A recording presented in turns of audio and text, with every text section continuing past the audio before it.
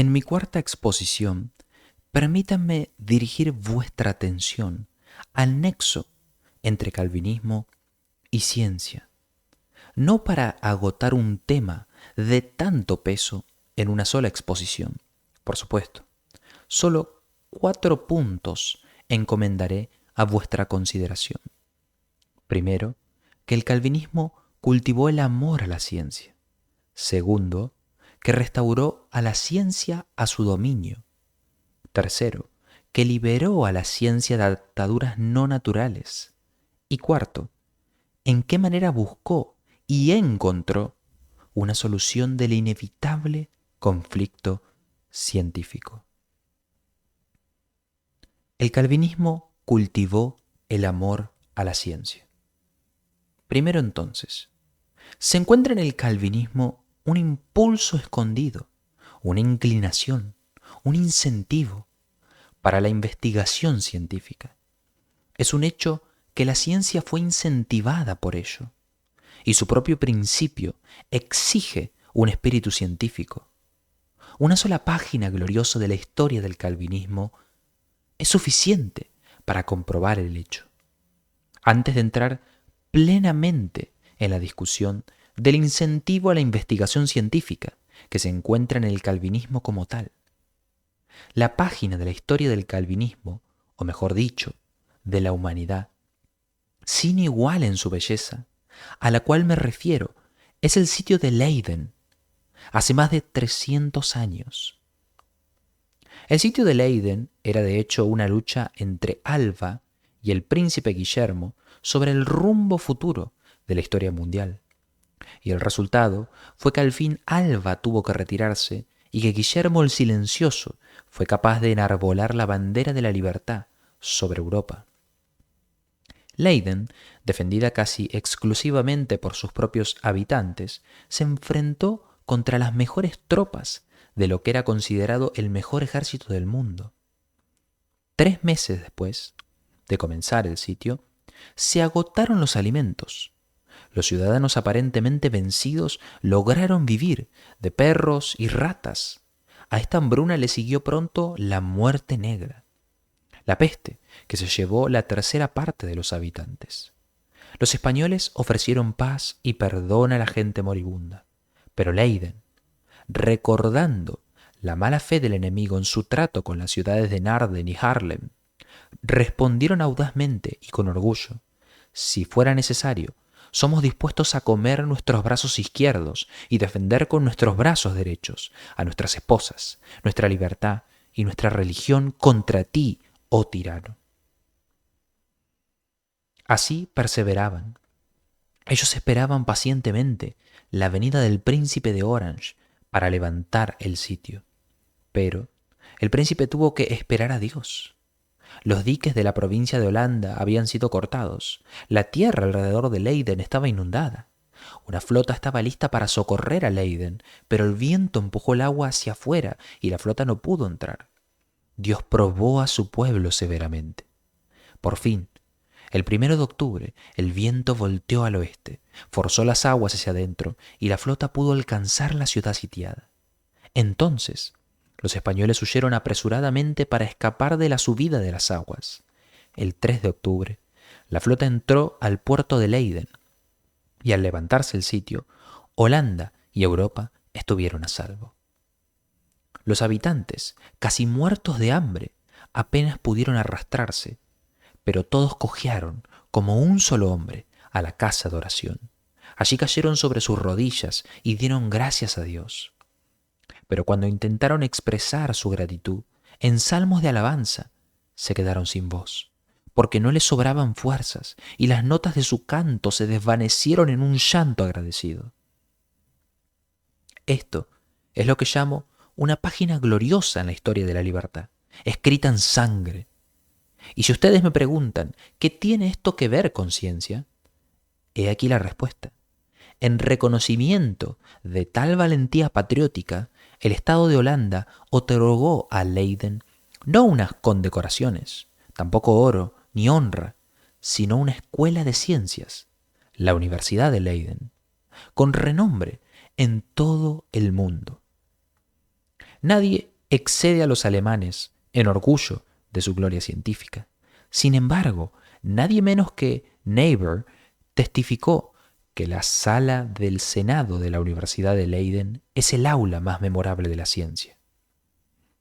Los mejores eruditos fueron convencidos a llenar sus cátedras. Ustedes conocen a los Lipsili, los Hemsterhuisen, los Boerhaave. Ustedes saben que en Holanda se inventó el telescopio, el microscopio, el termómetro, y por tanto la ciencia empírica digna de su nombre fue hecho posible. Es un hecho innegable que la Holanda calvinista amaba la ciencia y la cultivaba. La prueba más evidente es el establecimiento de la Universidad de Leiden.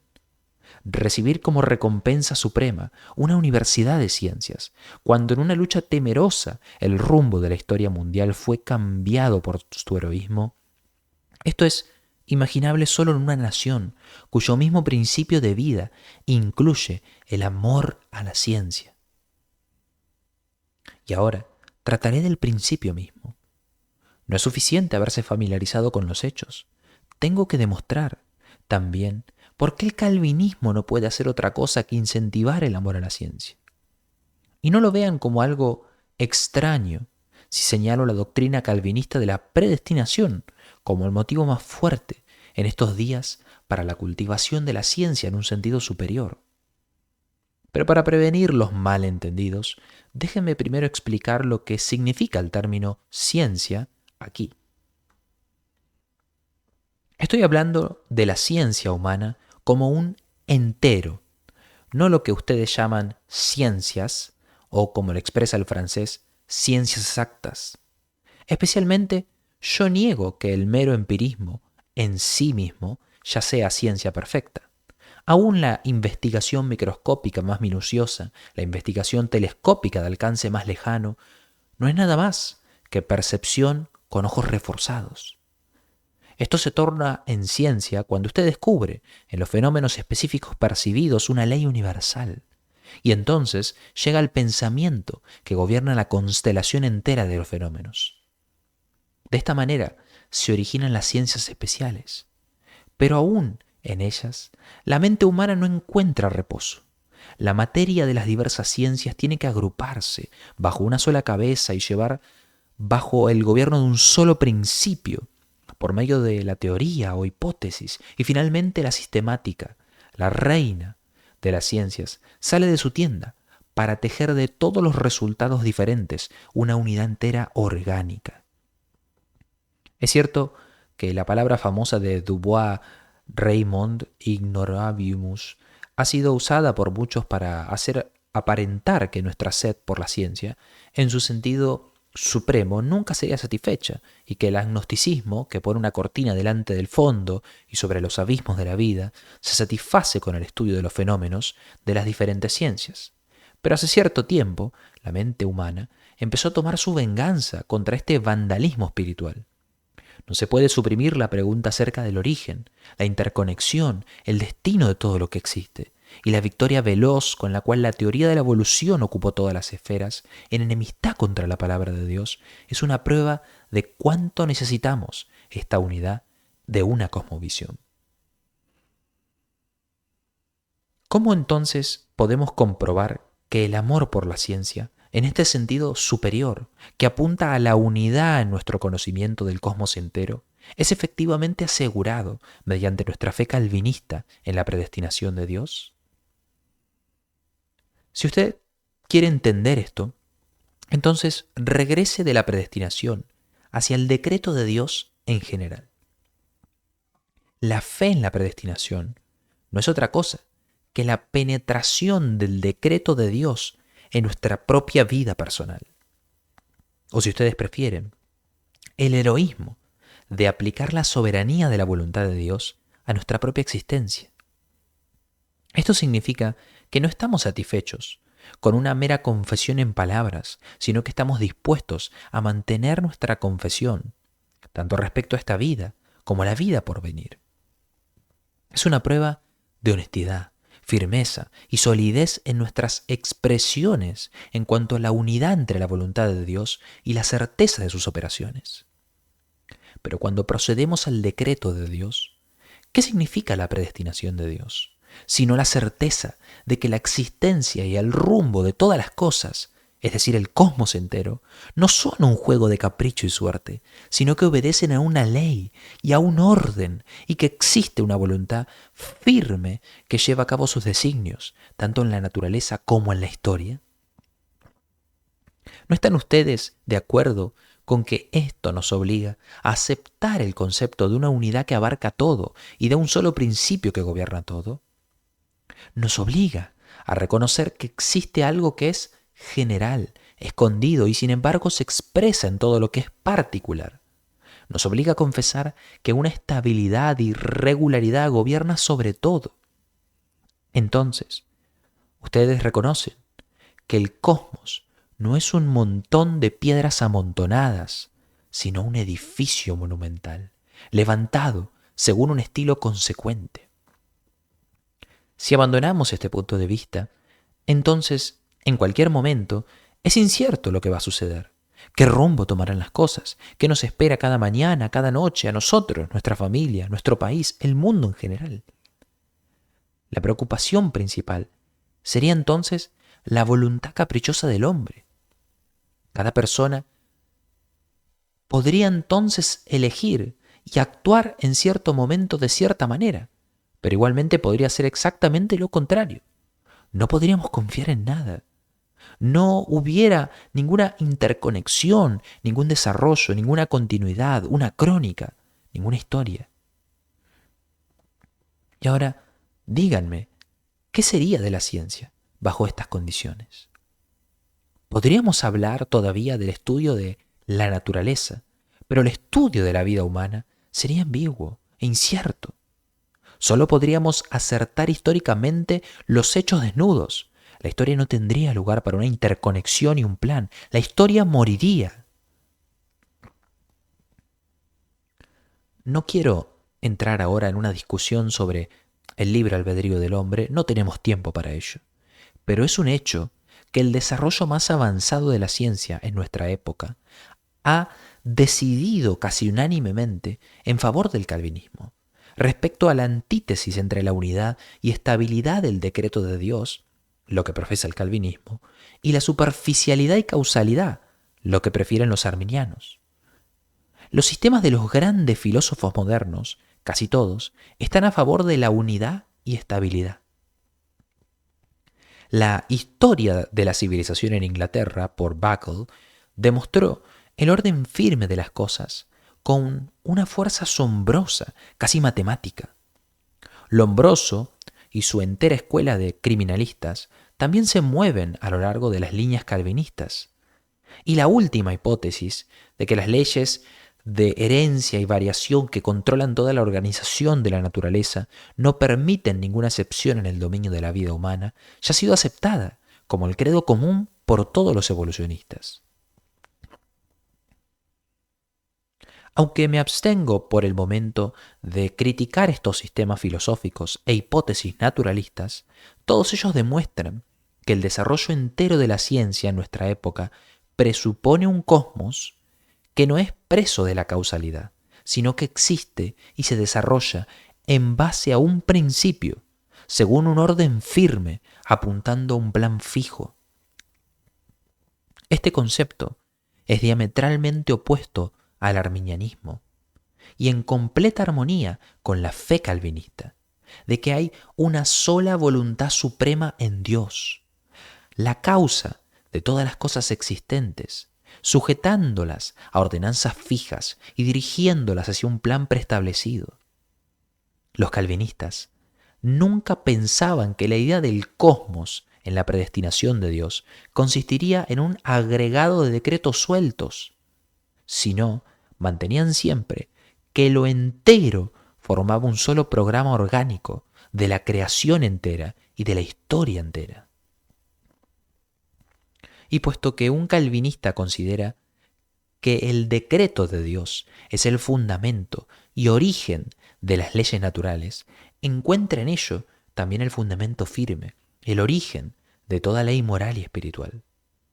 Ambas, la ley natural y la ley espiritual, forman juntas un solo orden supremo, que existe de acuerdo con el mandamiento de Dios y en el cual se cumplirá el consejo de Dios en la consumación de su plan eterno que abarca todo.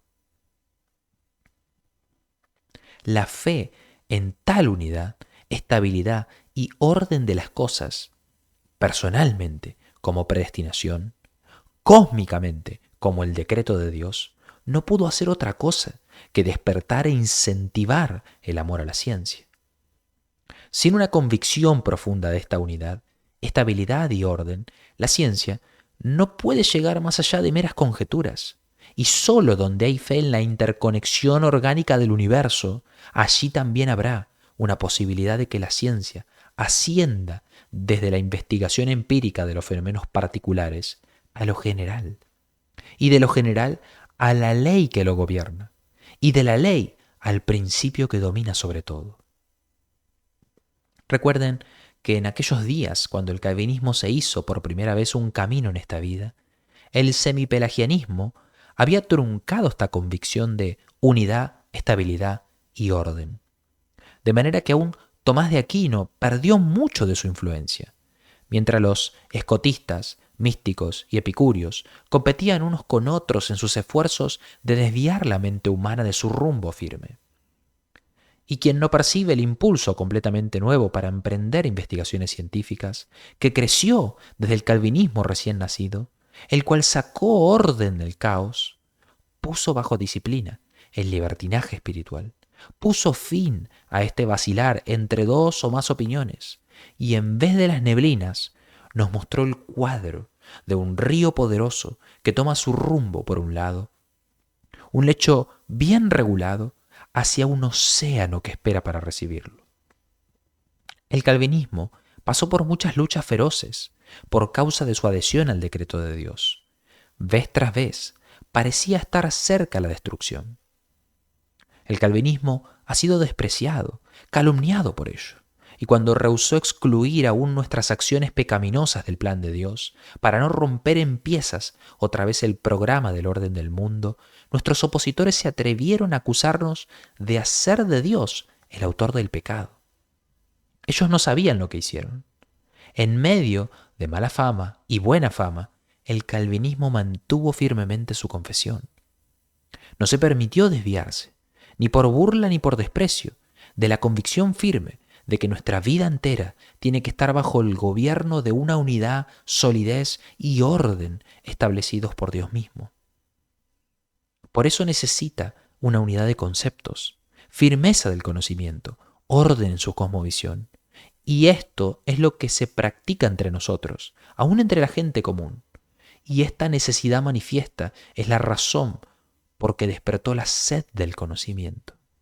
Esto explica por qué encontramos en los escritos de aquellos días tanta determinación, tanta energía del pensamiento, una perspectiva tan abarcadora de la vida.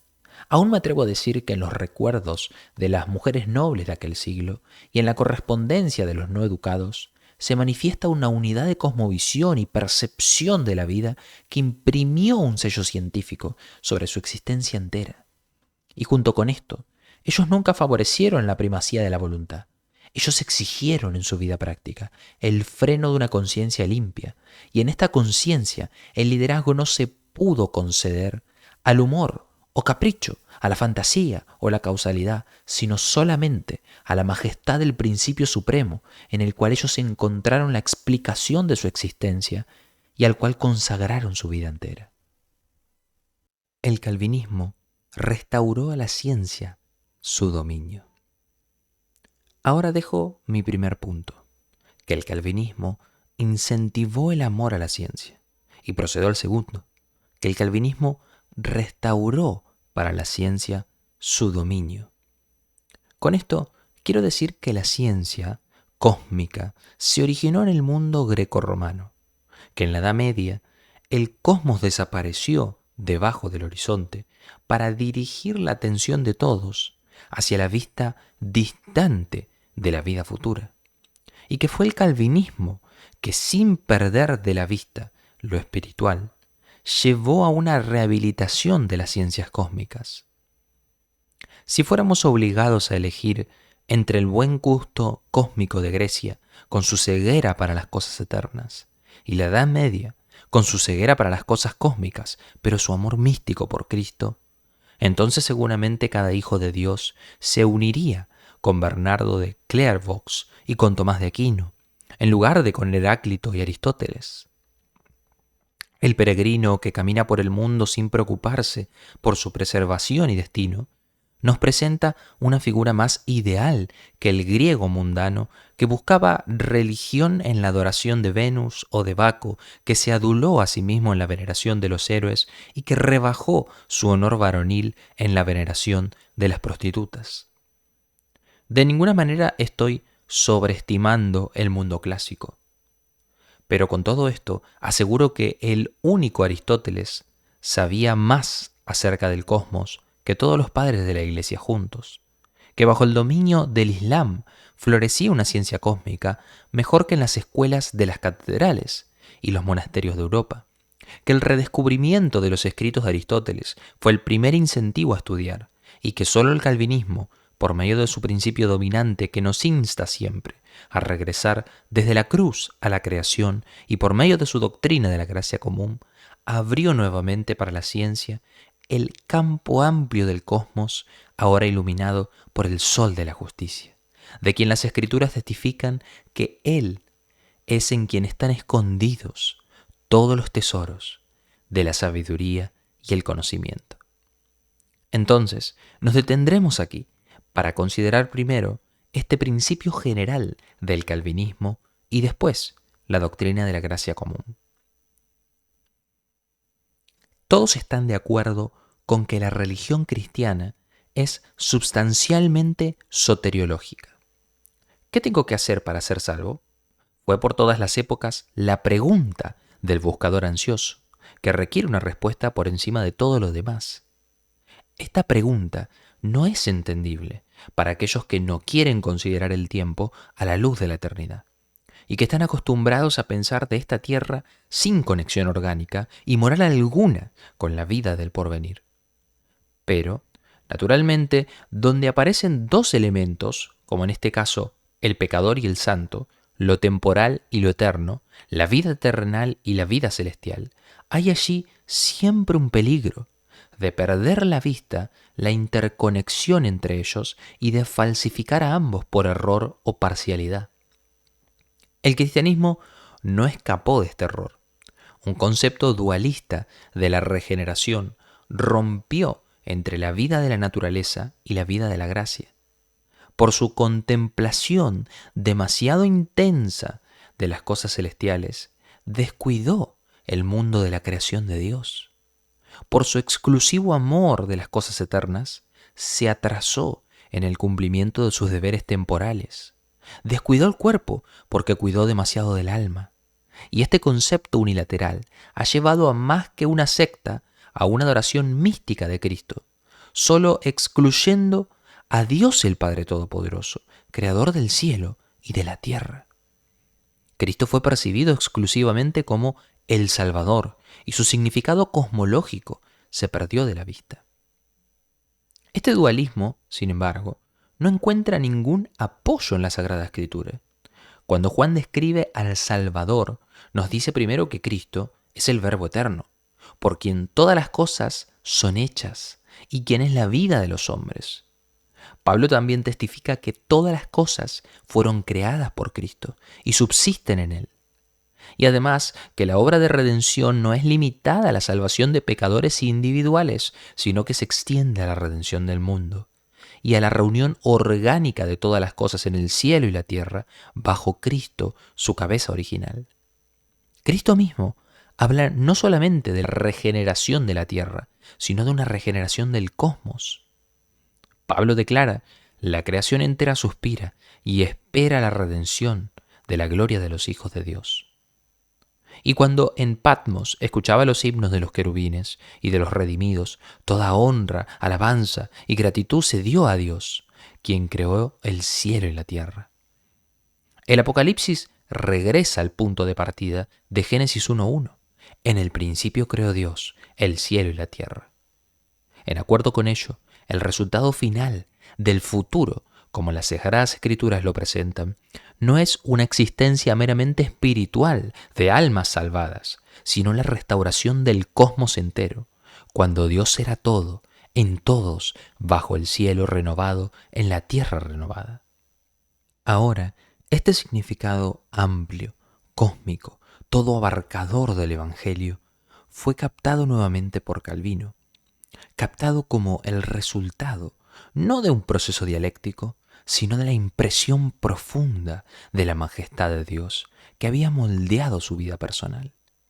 Por cierto, nuestra salvación es de un peso substancial, pero no se puede comparar con el peso mucho más grande de la gloria de Dios, quien reveló su majestad en su creación maravillosa. Esta creación es obra de sus manos, y al ser manchada por el pecado, se abrió el camino para una revelación todavía más gloriosa en su restauración.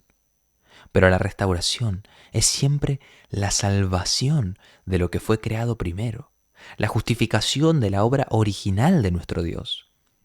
Los hombres y los ángeles alabarán siempre a Cristo como mediador, pero aún esta obra como mediador tiene como fin la gloria del Padre, y no importa cuán grande será el esplendor del reino de Cristo, Él lo entregará finalmente a Dios el Padre.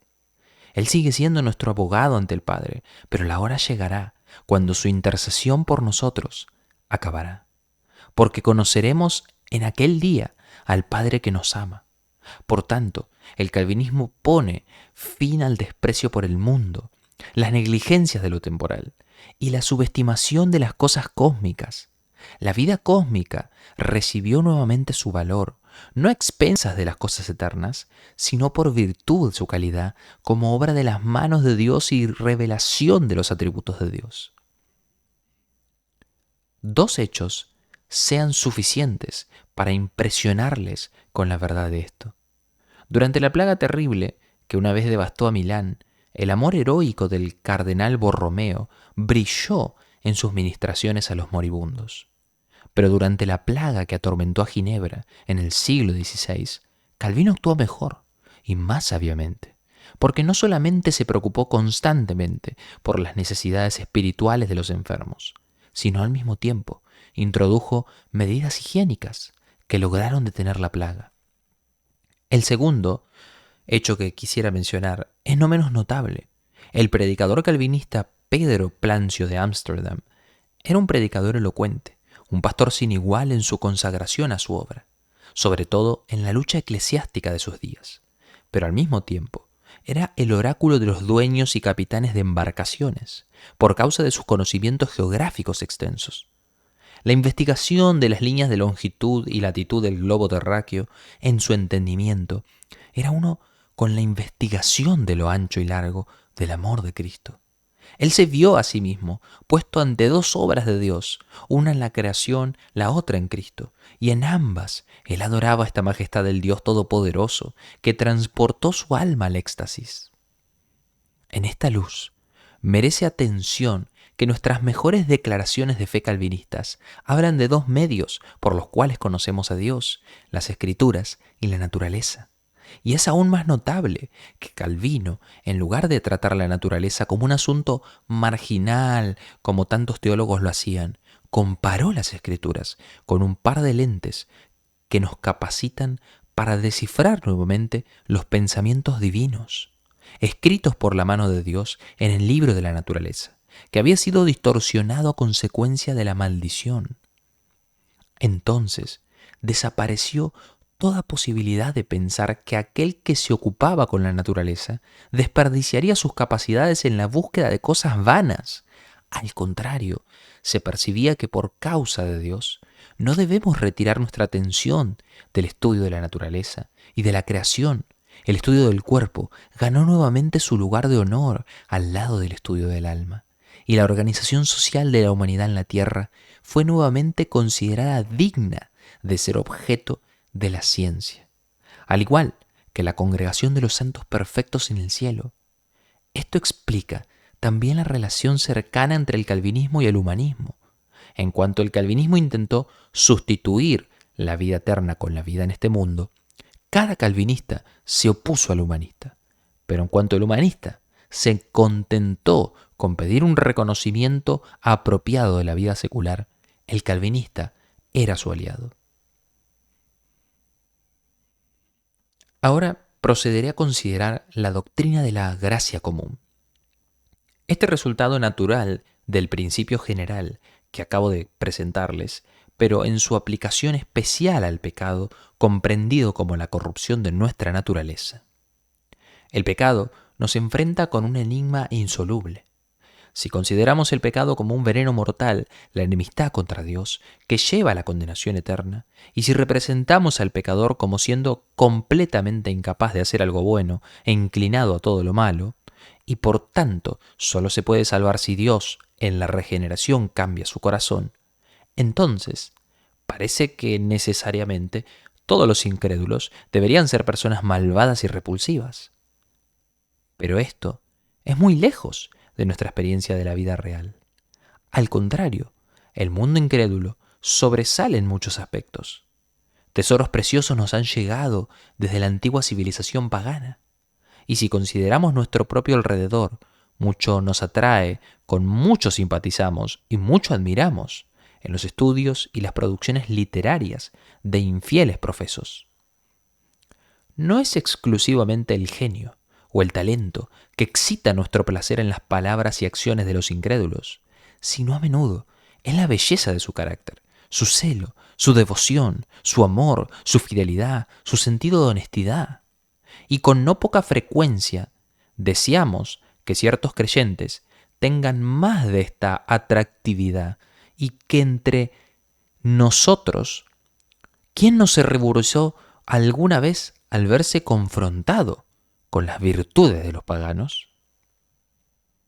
Es entonces un hecho que nuestra enseñanza de la corrupción total por el pecado no encaja siempre en nuestra experiencia diaria. Pero si ahora corremos en la dirección opuesta y nos basamos solo en estas experiencias, no olvidemos que toda nuestra confesión cristiana se viene abajo, porque entonces consideraríamos la naturaleza humana como buena y no corrompida. Los criminales malvados merecerían nuestra compasión por estar éticamente enfermos.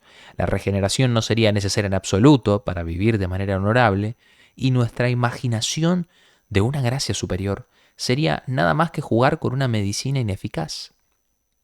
Algunos se salvan de esta posición incómoda al hablar de las virtudes de los incrédulos como vicios espléndidos, y por el otro lado al culpar al viejo Adán de los pecados de los creyentes. Pero ustedes sentirán por ustedes mismos que este es un subterfugio que no se puede tomar en serio. Roma intentó encontrar un camino de escape mejor, en su doctrina de la pura naturalia. Los romanistas enseñaron que existen dos esferas de la vida, la esfera terrenal, o meramente humana, aquí abajo, y la esfera celestial, más alta, que ofrecía gozo celestial en la visión de Dios. Según esta teoría, Adán estaba bien preparado por Dios para ambas esferas, para la esfera de la vida común, por medio de la naturaleza que Él le dio, y para la esfera extra común, por medio del don sobrenatural de la justicia original. En la caída, perdió esta última, pero no la primera. Su equipamiento natural para la vida terrenal quedó casi sin impacto. La naturaleza humana fue debilitada, pero mantuvo su integridad. Esto les explica por qué el hombre caído sobresale a menudo en el orden natural de la vida, que es meramente humano. Este sistema intenta reconciliar la doctrina de la caída con el estado real de las cosas alrededor de nosotros, y la entera religión católica romana es fundada sobre esta antropología notable. Solo dos cosas son erróneas en este sistema. Por un lado, le hace falta el concepto escritural profundo del pecado, y por el otro, lleva una subestimación de la naturaleza humana. Este es el dualismo falso, el cual señalé en una exposición previa, en el carnaval. En este tiempo se disfruta plenamente del mundo, pero después del carnaval, para salvar el ideal, sigue por corto tiempo una elevación espiritual en las esferas superiores de la vida. Por esta razón, el clero que rompe los lazos terrenales en el celibato tiene un rango superior a los laicos. Y otra vez, el monje que se aleja también de las posesiones terrenales y sacrifica su propia voluntad se encuentra en un nivel superior al clero. Y finalmente, la perfección más alta la alcanza el ermitaño, que sube a su columna y se separa de todo lo terrenal, o el penitente silencioso, que se hace encerrar en los muros de su cueva subterránea. Horizontalmente, si puedo usar esta expresión, el pensamiento mismo se expresa en la separación entre el suelo sagrado y secular. Todo lo que no se encuentra bajo el cuidado de la Iglesia se desprecia como algo de carácter inferior, y el exorcismo en el bautismo nos dice que estas cosas inferiores realmente son pecaminosas. Ahora, es evidente que un tal punto de vista no invitó a los cristianos a estudiar las cosas terrenales. Solo un estudio de la esfera superior de las cosas celestiales pudo atraer a aquellos que bajo esta bandera guardaban su ideal. El calvinismo se opuso por principio a este concepto de la condición moral del hombre caído. Por un lado, tomó el concepto del pecado en el sentido más absoluto, y por el otro, explicó aquello que es bueno en el hombre caído por medio de la doctrina de la gracia común. El pecado, según el calvinismo, y en acuerdo con las Sagradas Escrituras, el pecado sin freno ni traba hubiera llevado a una degeneración total de la vida humana, como podemos deducir de lo que se vio en los días antes del diluvio. Pero Dios detuvo el pecado para impedir la aniquilación completa de la obra de sus manos, que hubiera seguido naturalmente. Él interfirió en la vida del individuo, en la vida de la humanidad entera y en la vida de la naturaleza misma por su gracia común. Esta gracia, sin embargo, no mata el núcleo del pecado, ni salva para la vida eterna, sino detiene el ejercicio completo del pecado, igual como el entendimiento humano detiene la furia de las bestias salvajes. El hombre puede impedir que la bestia haga daño, primero encerrándola en una jaula, luego sujetándola a su voluntad al domarla, y tercero, puede hacerla atractiva al domesticarla. Por ejemplo, al transformar el perro y el gato salvajes en animales domésticos. De una manera parecida, Dios, por su gracia común, refrena la operación del pecado en el hombre, en parte rompiendo su poder, en parte domando su espíritu maligno y en parte domesticando su nación o familia. Así, la gracia común trajo el resultado de que un pecador no regenerado pueda atraernos con muchos rasgos amables, llenos de energía, igual como nuestros animales domésticos, pero a manera de seres humanos. La naturaleza del pecado, sin embargo, permanece tan venenosa como era siempre. Esto lo vemos en el gato cuando se lo regresa al bosque, vuelve a su primer estado salvaje después de 2 generaciones. Una experiencia similar se hizo con la naturaleza humana, ahora mismo en Armenia y en Cuba. Si leemos sobre la masacre de San Bartolomeo, podemos atribuir estos horrores al estado inferior de la cultura de aquellos días. Pero he aquí, nuestro siglo XIX sobrepasó esos horrores con las masacres en Armenia. Y aquel que leyó una descripción de las crueldades que los españoles del siglo XVI cometieron en Holanda contra ancianos, mujeres y niños indefensos, y después escuchó las noticias de lo que ahora sucedió en Cuba, tiene que reconocer que lo que fue una desgracia en el siglo XVI se repitió en el siglo XIX. Donde lo malo no aparece en la superficie o no se manifiesta en toda su maldad, lo debemos únicamente a Dios, quien en su gracia común impide que el fuego humeando estalle en llamas. Y si usted se pregunta cómo es posible que de esta manera de lo malo refrenado pueda surgir algo que nos atrae e interesa, tome como ilustración la balsa. Este bote es arrastrado por la corriente, que lo llevaría rápidamente hacia abajo y lo arruinaría. Pero con la ayuda de la cadena a la cual es atado, el bote llega a salvo y seguro a la otra ribera, empujado por la misma fuerza que de otra manera lo hubiera destruido. De esta manera, Dios refrena lo malo y es Él quien hace surgir lo bueno de lo malo. Por mientras nosotros los calvinistas no dejamos de acusar nuestra naturaleza pecaminosa, Alabamos al mismo tiempo y damos gracias a Dios por hacer posible que los hombres vivan juntos en una sociedad bien ordenada y por refrenarnos personalmente de pecados horribles. Más aún, le damos gracias por traer a la luz todos los talentos escondidos en nuestra raza, por desarrollar un proceso regular de la historia de la humanidad y por asegurar con la misma gracia para su iglesia en la tierra un lugar donde pise la planta de su pie. Esta confesión pone al cristiano en una posición muy diferente frente a la vida, pues en su perspectiva, no solo la iglesia, sino también el mundo, pertenece a Dios. Y en ambos hay que investigar la obra maestra del arquitecto y artesano supremo. Un calvinista que busca a Dios no piensa ni por un momento limitarse a la teología y la contemplación, dejando las otras ciencias en las manos de los incrédulos, sino al contrario, considerando su tarea reconocer a Dios en todas sus obras, es consciente de su llamado, de escudriñar con toda la energía de su intelecto, tanto las cosas terrenales como las celestiales, de traer a la luz tanto el orden de la creación como la gracia común del Dios al cual adora, en la naturaleza y sus maravillas, en la producción de la industria humana, en la vida de la humanidad, en la sociología y en la historia de la raza humana.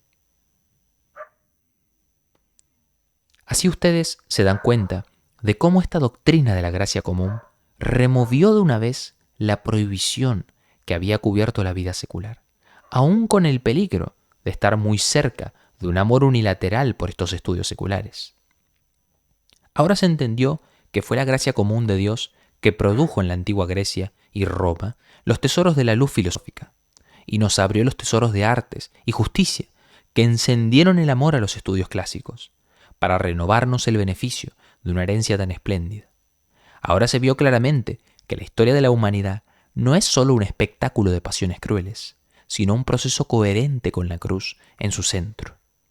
Un proceso en el cual cada nación tiene su tarea especial y el conocimiento del cual puede ser una fuente de bendición para todo el pueblo.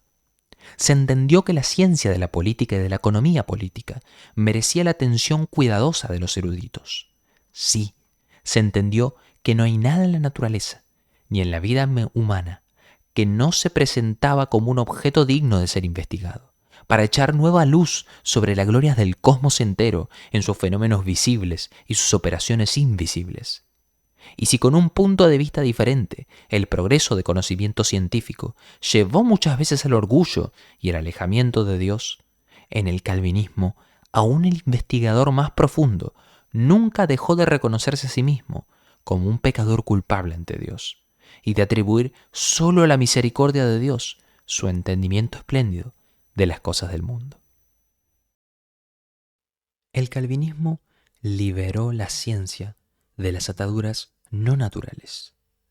Después de haber comprobado que el calvinismo incentivó el amor a la ciencia y restauró a la ciencia su dominio, ahora, en tercer lugar, demostraré en qué manera promovió su libertad indispensable. La libertad es para la ciencia genuina lo que es para nosotros el aire que respiramos. Esto no significa que la ciencia sea completamente suelta en el uso de su libertad y que no necesite obedecer a ninguna ley. Al contrario, un pez en tierra seca es completamente libre, es decir, para morir y perecer, mientras un pez que realmente quiere ser libre para vivir y prosperar, tiene que ser enteramente rodeado por el agua y guiado por sus aletas. De la misma manera, toda ciencia tiene que obedecer estrictamente las exigencias de su propio método, y sólo cuando es atada por este doble lazo puede avanzar libremente, pues la libertad de la ciencia no consiste en libertinaje o iniquidad, sino en ser liberado de todos los lazos no naturales. No naturales porque no están arraigados en su principio vital. Ahora, para entender completamente la posición de Calvino, debemos abstenernos de todo concepto equivocado acerca de la vida universitaria en la Edad Media. No se conocían universidades estatales en aquellos días. Las universidades eran corporaciones libres y de esta manera eran prototipos de la mayoría de las universidades americanas. La opinión general en aquellos días era que la ciencia llamó en existencia una Respublica Literarum, una confederación de eruditos que tenía que vivir de su propio capital intelectual o morir por la falta de talento y energía. La amenaza contra la libertad de la ciencia en aquellos días no vino de parte del Estado, sino de un lugar muy diferente. Por siglos se conocían solo dos poderes dominantes en la vida de la humanidad: la Iglesia y el Estado. La dicotomía de cuerpo y alma se reflejaba en esa cosmovisión. La Iglesia era el alma, el Estado el cuerpo, y un tercer poder era desconocido. La vida de la Iglesia se centraba en el Papa, mientras que la vida política de las naciones tuvo su punto de unión en el emperador. El esfuerzo de resolver este dualismo en una unidad superior encendió las llamas de la lucha feroz por la supremacía de la corona imperial o la tiara papal. Desde entonces, sin embargo, la ciencia se interpuso entre ellos como un tercer poder, gracias al Renacimiento. Antes que terminara el siglo XIII, la ciencia encontró en la vida universitaria una incorporación propia y reclamó una existencia independiente, tanto del Papa como del emperador. La única pregunta que quedaba era si este nuevo poder también iba a crear un centro jerárquico que se iba a manifestar como un tercer gran potentado al lado del Papa y el emperador. Al contrario, el carácter republicano de la universidad demandaba que se dejaran de un lado todas las aspiraciones monárquicas. Pero era igualmente natural que el Papa y el César, que habían repartido entre ellos el dominio entero de la vida, miraran con sospechas el crecimiento de un tercer poder independiente, y que intentaran todo para sujetar las universidades a su reinado. Si todas las universidades existentes hubieran asumido una posición firme, un tal plan nunca hubiera tenido éxito. Pero como sucede a menudo entre corporaciones libres, la competencia indujo al más débil a buscar apoyo desde afuera, y así se dirigieron al Vaticano por ayuda. Esto obligó a las universidades más fuertes a seguirles, y pronto todos codiciaban el favor del Papa, para asegurarse privilegios especiales. Allí encontramos el mal fundamental. De esta manera, la ciencia entregó su carácter independiente. No se tomó en cuenta que la recepción y reflexión intelectual de nuestra conciencia del cosmos, en lo cual consiste toda ciencia, forma una esfera enteramente distinta de la Iglesia. Ahora, la Reforma enfrentó este mal y el calvinismo en especial lo dominó. Lo dominó formalmente porque la misma Iglesia abandonó la jerarquía monárquica y se introdujo una organización republicana y federal bajo la autoridad monárquica de Cristo. Una cabeza espiritual de la Iglesia, que hubiera tenido la tarea de gobernar sobre las universidades, ya no existía para los calvinistas. Los luteranos tenían una tal cabeza visible en la persona del gobernador político, al cual honraban como primer obispo, pero no así los calvinistas, que mantenían la Iglesia y el Estado separados como dos esferas distintas de la vida. Un doctorado en su sistema no podía recibir su significado de la opinión pública, ni del consentimiento papal, ni de una ordenanza eclesiástica, sino solamente del carácter científico de la institución. A esto tenemos que añadir un segundo punto.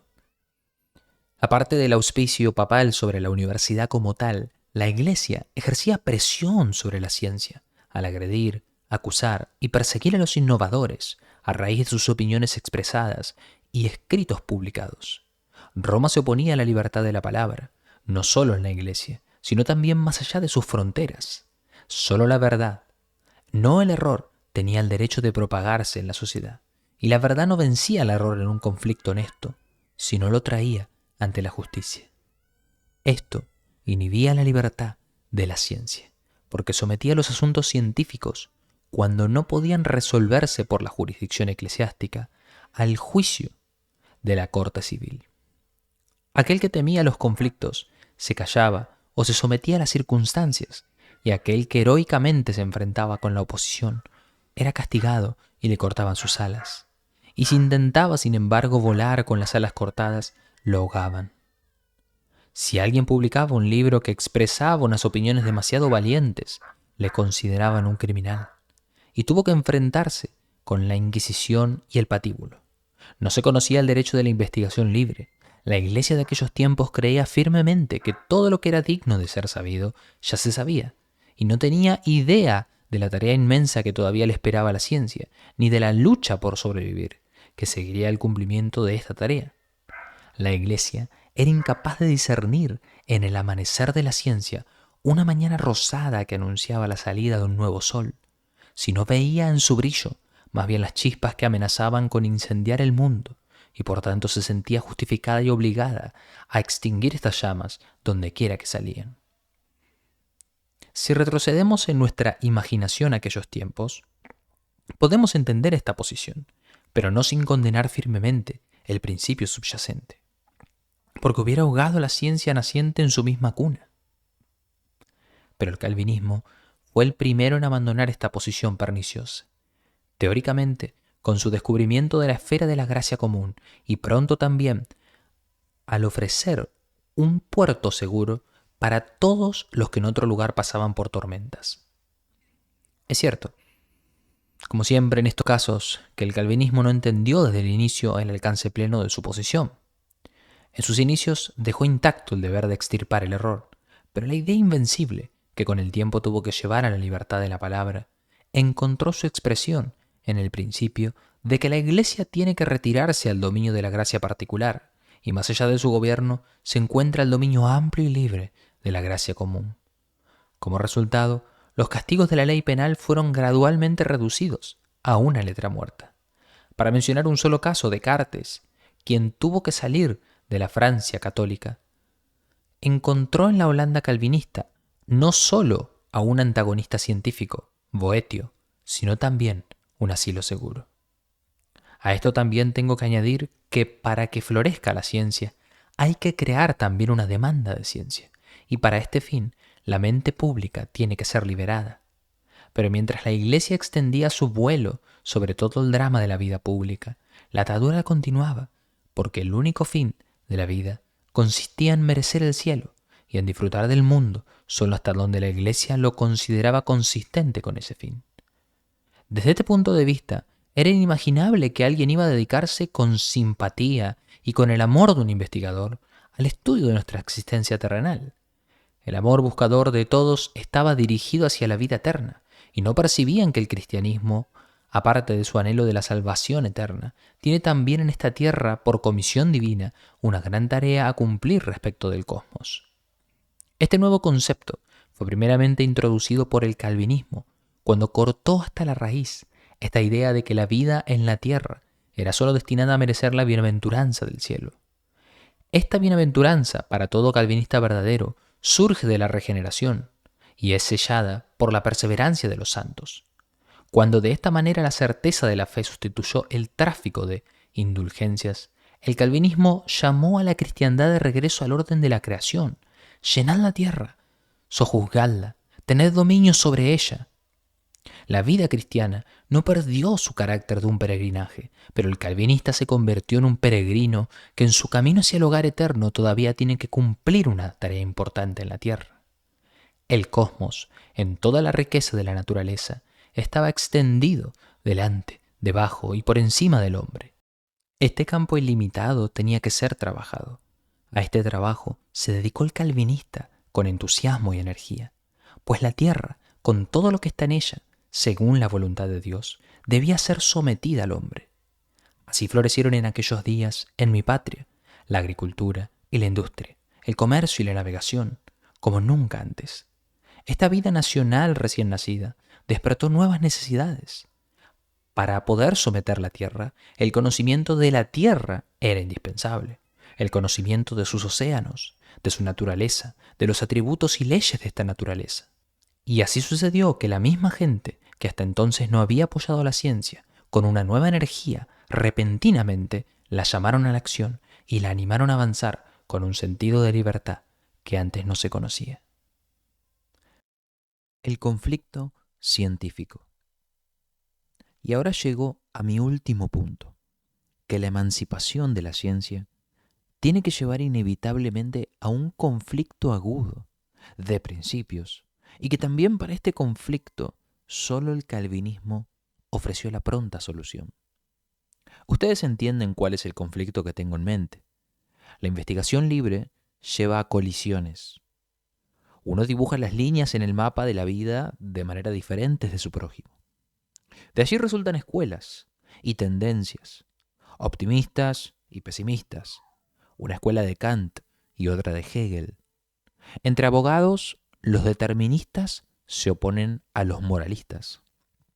Entre los médicos, los homeópatas se oponen a los alópatas. Los plutonistas y neptunistas, darwinistas y antidarwinistas compiten unos con otros en las ciencias naturales.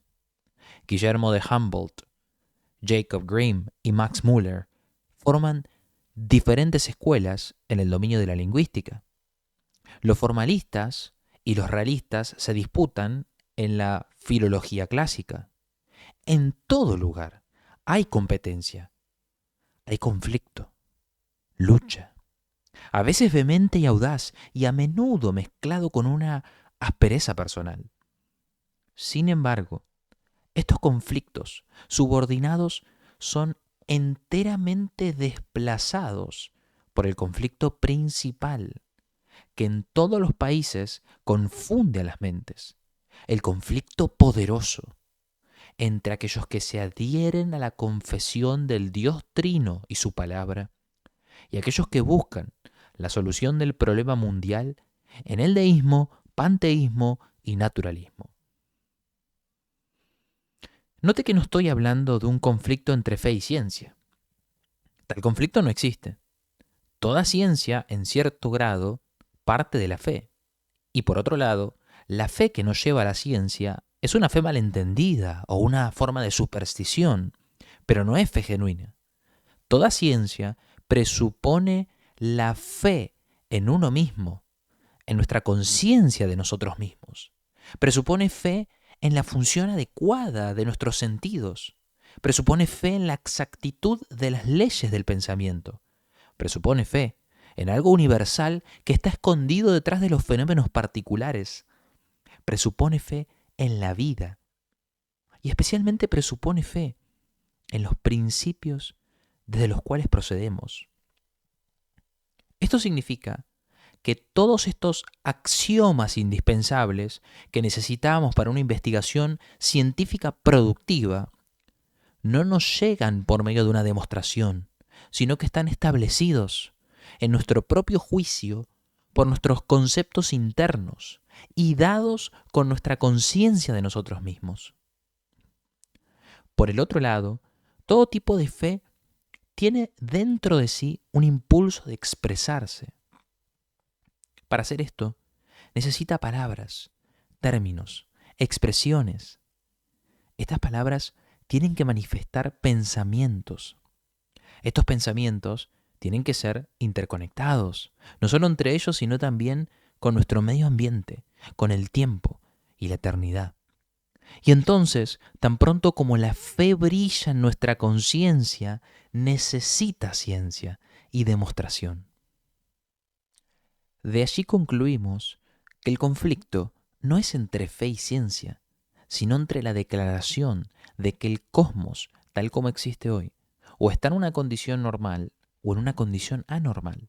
Si es normal, entonces se mueve por medio de una evolución eterna desde sus potencias hacia su ideal. Pero si el cosmos en su condición presente es anormal, entonces un disturbio ha sucedido en el pasado y solo un poder regenerador puede asegurarle que alcance su meta. Esta, y no otra, es la antítesis principal que separa las mentes en el dominio de la ciencia en dos líneas de batalla opuestas. Los normalistas se niegan a reconocer otros datos aparte de los naturales. No descansan hasta que hayan encontrado una interpretación idéntica para todos los fenómenos y que se oponen con todo vigor a cualquier intento de quebrar las inferencias lógicas de causa y efecto. Por tanto, ellos también honran la fe, en un sentido formal, pero solo hasta donde permanece en armonía con la conciencia humana en general, que es considerada como normal. Materialmente, sin embargo, rechazan la misma idea de la creación y solo pueden aceptar la evolución. Una evolución sin un punto de partida en el pasado y eternamente evolucionando en el futuro hasta lo infinito. Según ellos, ninguna especie, ni siquiera el Homo sapiens, se originó como tal, sino que se desarrolló dentro de la naturaleza desde formas inferiores de vida. Especialmente, ningún milagro puede suceder, sino la ley natural domina inexorablemente. Ningún pecado existe, sino solamente la evolución desde una posición moralmente inferior a una superior. Si siquiera toleran las Sagradas Escrituras, lo hacen bajo la condición de que se omitan todas aquellas partes que no se pueden explicar lógicamente como un producto humano. A un Cristo aceptan, si es necesario, pero solo a uno que es producto del desarrollo humano de Israel. Y en la misma manera aceptan a un Dios, o mejor dicho, a un ser supremo, pero a la manera de los agnósticos, uno escondido, detrás del universo visible, o de manera panteísta, escondido en todas las cosas que existen, y entendido como el reflejo ideal de la mente humana. Los anormalistas, por el otro lado, hacen justicia a una evolución relativa, pero se adhieren a la creación primordial en contra de una evolución infinita. Se oponen a la posición de los normalistas con toda su fuerza, mantienen inexorablemente el concepto del hombre como una especie independiente porque en él solo se refleja la imagen de Dios.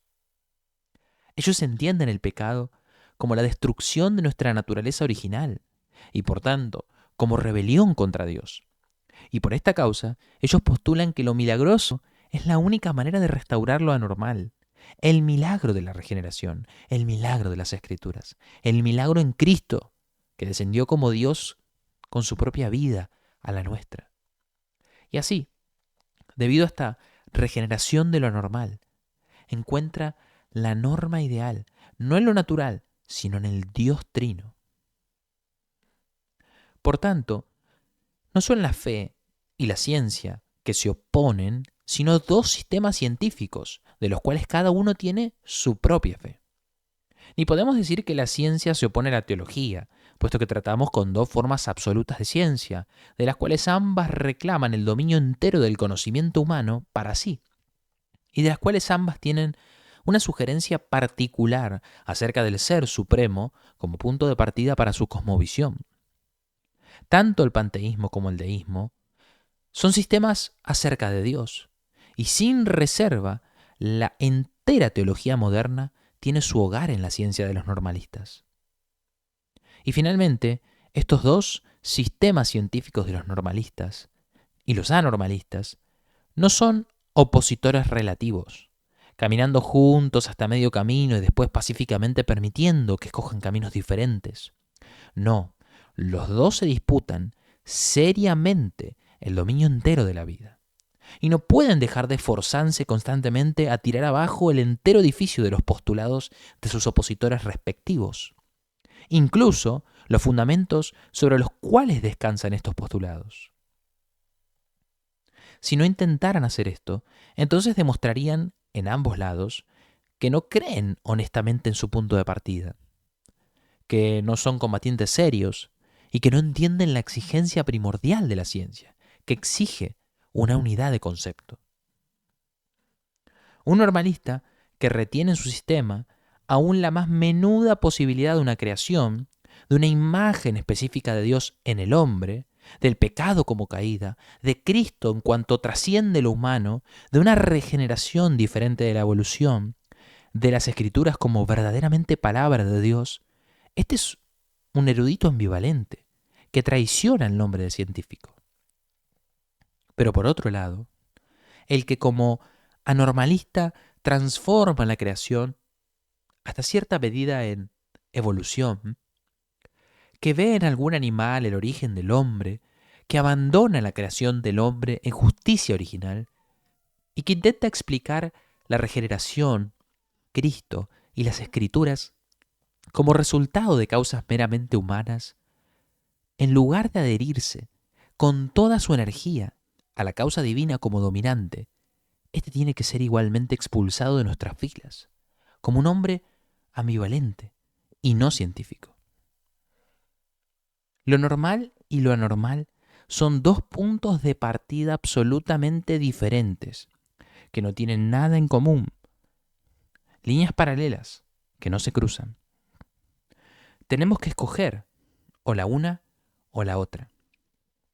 Pero cualquiera que escoja usted, lo que usted sea como hombre científico, usted tiene que serlo de manera consistente, no solo en la facultad de teología, sino en todas las facultades, en su cosmovisión entera, en el reflejo pleno del cuadro mundial entero, en el espejo de su conciencia humana.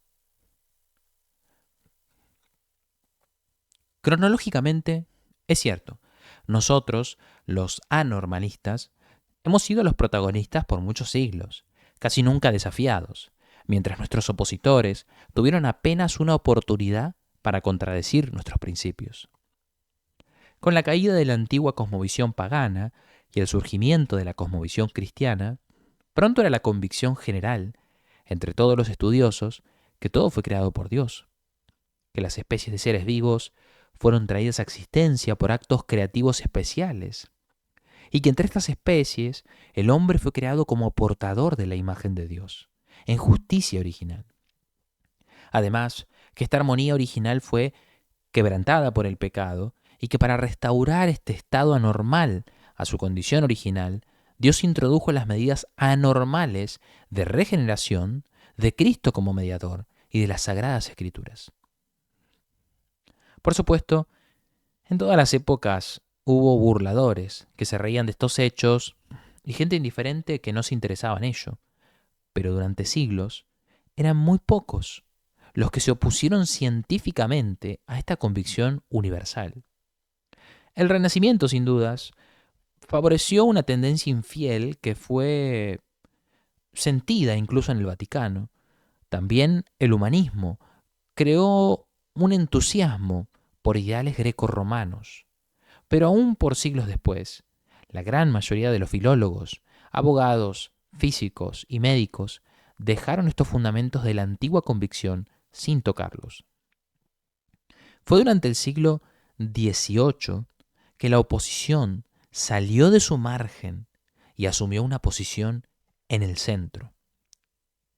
Y fue la nueva filosofía que por primera vez declaró de manera general que los principios de la cosmovisión cristiana eran insostenibles. De esta manera, los normalistas se hicieron conscientes de su oposición fundamental. Antes de este tiempo, cualquier posición que reaccionaba en contra de la convicción prevaleciente se había desarrollado en un sistema filosófico particular.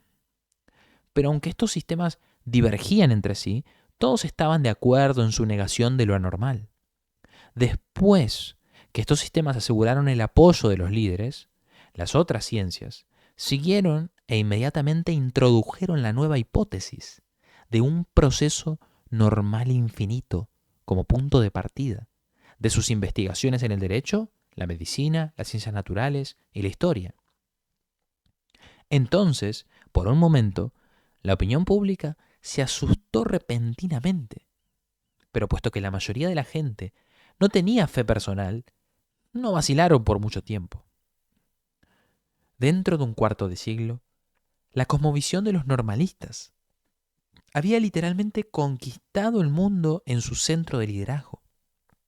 Y solo aquellos que seguían el principio anormalista, a raíz de su fe personal, se negaron a cantar este cántico del pensamiento moderno. En el primer instante, se inclinaron a maldecir toda ciencia y a retirarse en el misticismo. Aunque los teólogos intentaron defender su causa de manera apologética, su defensa era comparable a un hombre que intenta ajustar el marco chueco de una ventana sin darse cuenta que toda la casa se está cayendo al suelo. Por esta razón, los teólogos más capaces, especialmente los alemanes, se imaginaron que lo mejor sería valerse ellos mismos de uno de estos sistemas filosóficos para sostener el cristianismo. Y el primer resultado era la así llamada teología intermediaria, que más y más se volvía más pobre en su parte teológica y más rica en su parte filosófica. Hasta que al final, la teología moderna levantó su cabeza y buscó su gloria en el intento de limpiar la teología de su carácter anormal. De manera que Cristo fuera transformado en un hombre, nacido como nosotros nacemos, ni siquiera libre de pecado, y las Sagradas Escrituras transformadas en una colección de escritos mayormente pseudopigráficos y de toda manera posible llenos de mitos, leyendas y fábulas. Se cumplió literalmente el cántico del salmista. Ya no vemos nuestras señales, ellos levantaron sus insignias como señales. Cada señal de lo normal, incluso Cristo y las Escrituras, fue desarraigada y la señal del proceso normal fue abrazada como el único criterio de verdad. En este resultado, yo repito, no hay nada que deba sorprendernos. Aquel que considera a su ser interior y el mundo alrededor como normal, no puede hablar de otra manera, no puede llegar a un resultado diferente, y no sería sincero como científico si representase las cosas en una luz diferente. Por tanto, desde un punto de vista moral, y no pensando ahora en la responsabilidad de tal hombre en el juicio de Dios, no se puede decir nada en contra de su punto de vista personal, con tal que en consecuencia tenga la valentía de abandonar voluntariamente la iglesia cristiana en todas sus denominaciones. Si este es el carácter del conflicto agudo e inevitable, entonces he aquí la posición inconquistable que el calvinismo nos señala en esta lucha. No se mantiene ocupado con apologías inútiles. No convierte la gran batalla en una escaramuza acerca de uno de los resultados menores, sino vuelve inmediatamente a la conciencia humana desde la cual cada científico tiene que partir, como su conciencia. Esta conciencia, justamente por causa del estado normal de las cosas, no es la misma en todos. Si la condición normal de las cosas no hubiera sido quebrada, la conciencia emitiría el mismo sonido en todos. Pero de hecho, este no es el caso. En algunos, la conciencia de pecado es muy fuerte. En otros es débil o completamente ausente. En algunos la certeza de la fe habla con decisión y claridad como resultado de la regeneración. Otros ni siquiera comprenden lo que es.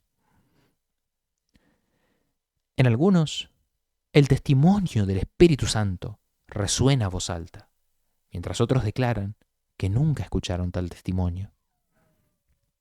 Ahora, estos tres, la conciencia de pecado, la certeza de la fe y el testimonio del Espíritu Santo, son elementos constituyentes en la conciencia de cada calvinista. Sin estos tres, no tiene conciencia de sí mismo. El normalista desaprueba esto y por tanto intenta imponernos su conciencia y exige que nuestra conciencia sea idéntica a la suya. Desde su punto de vista, no se podría esperar otra cosa. Pues si él admitiese que existe una diferencia verdadera entre su conciencia y la nuestra, entonces hubiera admitido una ruptura en la condición normal de las cosas. Nosotros, al contrario, no exigimos que nuestra conciencia se encuentre igualmente en él. Es cierto, Calvino mantiene que en el corazón de cada persona se encuentra una semilla religiosa escondida, el semin religionis, y el sensus divinitatis, el sentido de Dios. En momentos de estrés mental intenso, hace temblar el alma. Pero igualmente, Calvino enseña que la conciencia humana, en un creyente y en un incrédulo, no pueden ponerse de acuerdo, sino que el desacuerdo es inevitable. Aquel que no ha nacido de nuevo no puede tener un conocimiento substancial del pecado, y el inconverso no puede tener la certeza de la fe. Y el que no tiene el testimonio del Espíritu Santo no puede creer las Sagradas Escrituras. Y todo esto de acuerdo con lo dicho por Cristo mismo. Excepto que un hombre nazca de nuevo, no puede ver el reino de Dios. Y también en acuerdo con lo dicho por el apóstol. El hombre natural no recibe las cosas del Espíritu de Dios. Calvino, sin embargo, no excusa por eso a los incrédulos. El día llegará cuando serán convencidos en su propia conciencia. Pero en cuanto a la condición presente de las cosas, por supuesto, tenemos que admitir dos tipos de conciencia humana, la del regenerado y la del no regenerado. Y estas dos no pueden ser idénticas. En la una se encuentra lo que falta en la otra. Una es inconsciente de una ruptura y se adhiere a lo normal. La otra tiene la experiencia de una ruptura y de un cambio, por tanto tiene en su conciencia el conocimiento de lo anormal. Si es cierto, entonces, que la conciencia de una persona en su primum verum, y que es entonces el punto de partida de cada científico, entonces la conclusión lógica es que es imposible que los dos estén de acuerdo y que cada intento de ponerlos de acuerdo tiende a fracasar. Ambos, como hombres honestos, se sentirán obligados a levantar un edificio científico para el cosmos entero, de una manera que esté en armonía con los datos fundamentales que les da su propia conciencia. Ustedes se dan cuenta de cuán radical y fundamental es esta solución calvinista del problema que nos confunde. La ciencia no se subestima ni se pone de un lado. Al contrario, se postula la ciencia para el cosmos entero y para todas sus partes. Se exige que vuestra ciencia tiene que formar una unidad completa. Y la diferencia entre la ciencia de los normalistas y de los anormalistas no se basa en ninguna diferencia en los resultados de investigación, sino en la diferencia innegable entre sus conciencias. La ciencia libre es la fortaleza que debemos defender contra el ataque de su gemela tiránica. El normalista intenta violarnos incluso en nuestra propia conciencia. Él nos dice que nuestra conciencia tiene que ser uniforme con la suya y que todo lo demás que encontramos en nuestra conciencia tiene que ser condenado como un engaño de nosotros mismos. En otras palabras, el normalista quiere arrebatarnos esta misma cosa, que nuestra conciencia es el don supremo y más sagrado por el cual un río continuo de gratitud sube de nuestros corazones hacia Dios. Lo que para nosotros es más precioso y cierto que nuestra vida, Él lo llama una mentira en nuestras propias almas. Nuestra conciencia de fe y la indignación de nuestro corazón se levantan contra todo esto. Nos contentamos con el destino de ser marginados y oprimidos en el mundo, pero no permitimos que alguien nos someta a su dictadura en el santuario de nuestro corazón. No atacamos la libertad del normalista de construir una ciencia desde las premisas de su propia conciencia, pero es nuestro derecho y nuestra libertad de hacer lo mismo, y esto lo defendemos, si es necesario, a cualquier precio. Las frentes están intercambiadas ahora. Hace no mucho tiempo se consideraban las posiciones principales del anormalismo como axiomas para todas las ciencias en casi todas las universidades. Y los pocos normalistas que se opusieron a este principio tenían dificultades de encontrar una cátedra. Primero eran perseguidos, después prohibidos por ley, después a lo máximo tolerados. Pero en el presente, ellos son los dueños de la situación. Controlan toda la influencia. Ellos llenan 90% de todas las cátedras universitarias. Y el resultado es que el anormalista, que ha sido expulsado de la casa oficial, está ahora obligado a buscar un lugar donde poner su cabeza. Anteriormente, nosotros le señalábamos la puerta, pero ahora este ataque contra su libertad es vengado por el juicio justo de Dios con que ellos nos echan a la calle. Ahora es la gran pregunta: si la valentía, la perseverancia, la energía que les permitieron ganar su causa se encontraran ahora igualmente, o aún más en los eruditos cristianos, que Dios lo conceda. Usted no puede ni pensar en privar a aquel cuya conciencia difiere de usted de la libertad del pensamiento, de la palabra, de la prensa. Es inevitable que ellos, desde un punto de vista, tiren abajo todo lo que es sagrado en la estimación suya.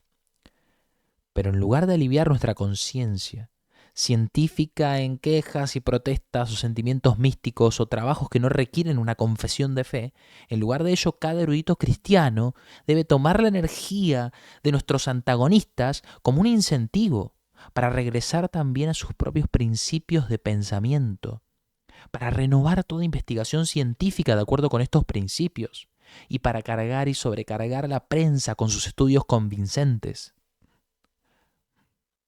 Y quisiéramos consolarnos con la idea de que podríamos, sin peligro, dejar las conciencias seculares en las manos de nuestros opositores. Si tan solo logramos salvar a la teología, entonces nuestra táctica sería la del avestruz. Limitarnos a salvar el aposento alto cuando la casa entera está en llamas. Es realmente necio. Calvino hace mucho tiempo lo sabía mejor cuando exigió una filosofía cristiana. Por fin, cada facultad, y en estas facultades cada ciencia, es conectada con esta antítesis de principios. No debemos buscar nuestra seguridad en cerrar los ojos ante la condición presente de las cosas, como tantos cristianos se lo imaginan.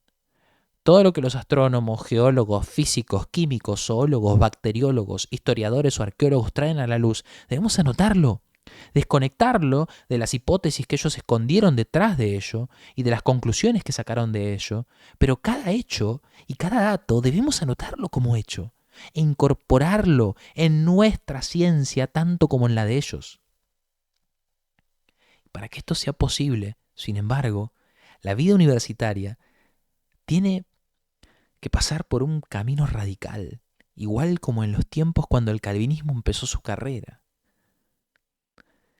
Últimamente, los universitarios en todo el mundo asumen que la ciencia surgió de una sola conciencia humana homogénea y que solo los conocimientos y la habilidad determinan si alguien merece una cátedra universitaria o no. Nadie piensa hoy como Guillermo el Silencioso, cuando fundó la Universidad de Leiden en contra de aquella de Leuven, pensando en dos líneas de universidades, opuestas la una a la otra de raíz, en una diferencia radical de principios. Desde entonces, el conflicto entre los normalistas y los anormalistas estalló con toda fuerza, y se sintió nuevamente por ambos lados la necesidad de una división en la vida universitaria. Los primeros en pensar así eran, y estoy hablando solamente de Europa, los mismos normalistas incrédulos, cuando fundaron la Universidad Libre de Bruselas.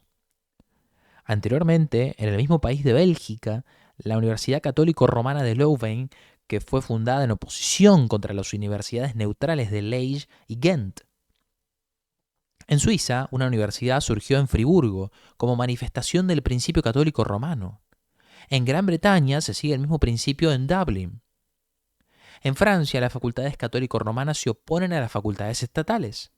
Y también en Holanda, en Ámsterdam, vio el nacimiento de la Universidad Libre para la cultivación de la ciencia sobre la base de este principio calvinista. Si ahora, según las exigencias del calvinismo, la Iglesia y el Estado retiran no sus donaciones, pero su autoridad de la vida universitaria, para que la universidad eche raíz y florezca en su propio suelo, entonces la división que ya empezó se cumplirá por sí misma. Y se verá que solamente una separación pacífica de los seguidores de principios antitéticos traerá progreso. Un progreso honesto y un entendimiento mutuo. La historia es nuestro testigo. Primero, los emperadores romanos intentaron realizar su idea equivocada de un único Estado, pero su monarquía universal tuvo que dividirse en una multitud de naciones independientes para desarrollar los poderes políticos de Europa. Después de la caída del Imperio Romano, Europa fue seducida por la idea de una sola iglesia mundial, hasta que la Reforma despejó esta ilusión, abriendo el camino para un desarrollo superior de la vida cristiana. En la idea de una sola ciencia, todavía se mantiene la vieja maldición de la uniformidad, pero también de ello se puede profetizar que los días de su unidad artificial están contados, que se dividirá y que en este dominio, por lo menos el principio católico romano, el principio calvinista y el principio evolucionista harán surgir esferas distintas de la vida científica, que florecerán en una multiformidad de universidades. Necesitamos sistemas en las ciencias, coherencia en la instrucción, unidad en la educación. Y solo aquello que es realmente libre, que se mantiene estrictamente atado a su propio principio, mientras se libera todos los lazos no naturales. El resultado final será que la libertad de la conciencia hará que la ciencia triunfe al final. Primero, al garantizar a cada cosmovisión importante el poder para cosechar una cosecha científica basada en su propio principio. Y segundo, al rehusar el nombre de científico a cualquier investigador que no se atreva a mostrar los colores de su propia bandera y que no nos muestre en su escudo el principio por el cual vive y del cual deriva sus conclusiones.